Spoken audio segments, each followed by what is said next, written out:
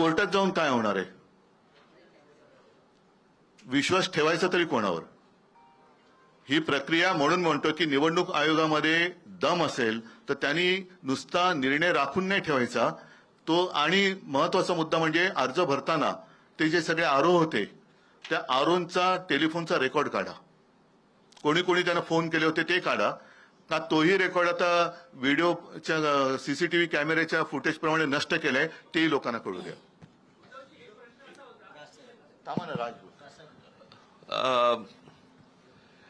एका गोष्टीची मला असं वाटतं मी आठवण करून देणं खूप गरजेचं आहे आणि की अशा प्रकारच्या बिनविरोध या स्थानिक स्वराज्य संस्थांच्या निवडणुकांमध्ये बिनविरोध असं पश्चिम बंगालमध्ये झालं होतं.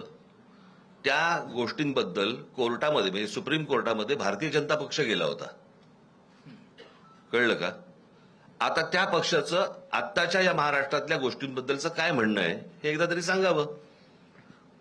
म्हणजे पश्चिम बंगालमध्ये तुम्हाला चालत नाहीत आणि महाराष्ट्रामध्ये तुम्ही करतात. मला या सगळ्या गोष्टींमध्ये फक्त एकच सांगायचं आहे आपल्याला सगळ्यांना आणि त्याही राजकीय पक्षांना पण मला हेच सांगायचंय की सत्ता ह्या सत्तेचा अमरपट्टा घेऊन कोणीच आलेलं नाहीये.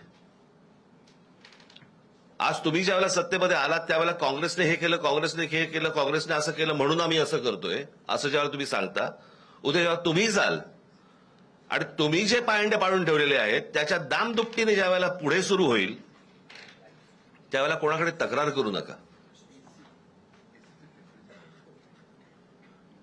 याचं कारण आता आपण जे काय करतो आहोत तर जर समजा त्यांना वाटत असेल की आम्ही सत्तेतनं कधीच बाजूला होणार नाही आहोत तर आम्हाला असं वाटतं हा भ्रम त्यांचा दूर झाला पाहिजे. आणि उद्या ज्या वेळेला सत्ता परिवर्तन होईल आणि ज्या वेळेला दुसरे येऊन ज्यावेळेला याहून वाईट ज्यावेळेला होईल त्यावेळेला आपण काय करणार आहोत याचा विचार मला असं वाटतं सत्ताधाऱ्यांनी त्या वेळेला करणं गरजेचं असतं.